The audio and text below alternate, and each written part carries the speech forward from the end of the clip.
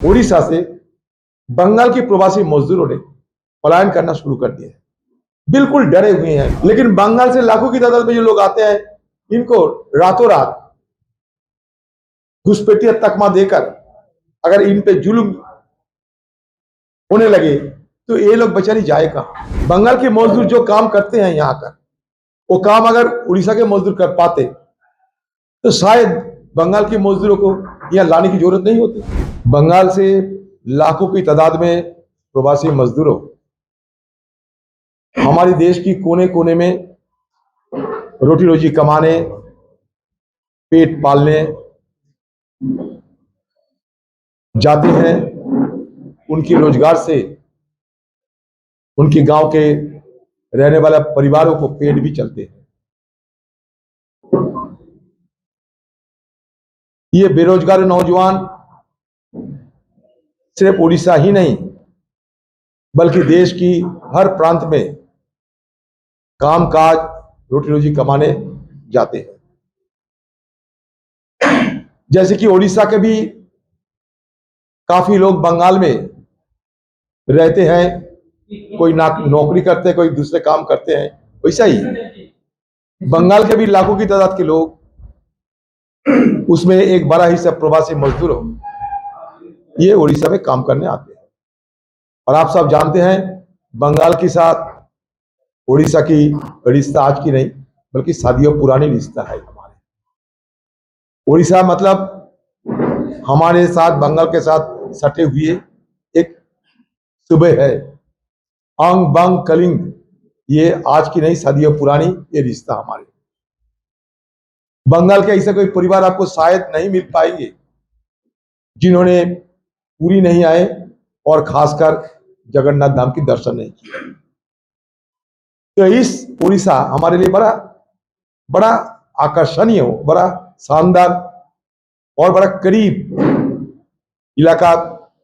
हमारे खान पान, हमारे चलन, सब कुछ मिलता जुलता है। फिलहाल उड़ीसा में बंगाल से रोटी रोजी कमाने आए जो प्रवासी मजदूर हैं, उनकी जिंदगी में नए उलझन पैदा हो गए हैं और लगातार उन पे हमला हो रहे हैं घुसपैठिया के नाम पे। कभी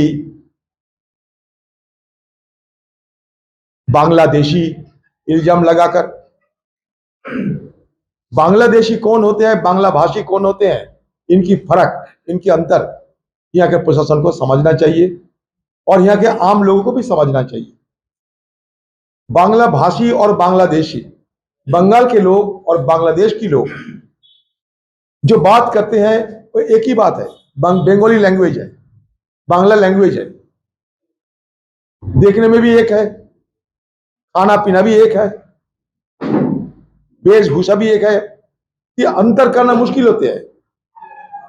लेकिन बंगाल से लाखों की तादाद में जो लोग आते हैं, इनको रातों रात घुसपैठिया तकमा देकर अगर इन पे जुल्म होने लगे तो ये लोग बेचारी जाए कहां।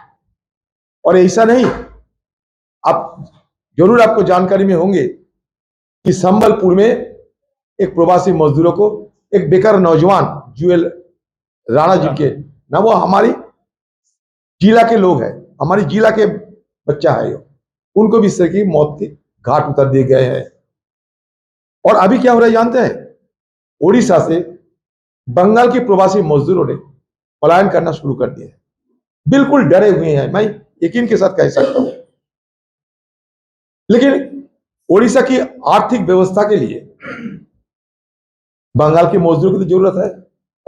बंगाल के मजदूर जो काम करते हैं यहां आकर, वो काम अगर उड़ीसा के मजदूर कर पाते तो शायद बंगाल के मजदूरों को यहां लाने की जरूरत नहीं होती। यह समझना पड़ेगा कि आज के जमाने में कोई प्रांत, कोई देश अलग नहीं रह सकते। लेकिन इस पे अगर हमला होते रहे इस तरीके की और ये भागते रहे तो मुझे लगता है उड़ीसा राज्य की बदनाम होगी। मैं यहां से बैठकर बंगाल की जो सरकार है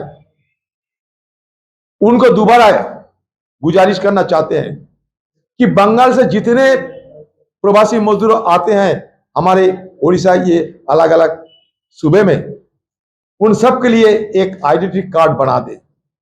ये मांग मैंने पहले भी रखे थे, आज फिर भी रख रहा हूं। ये मौके है, यहां से फिर ये बात रखने का कोशिश करते हैं।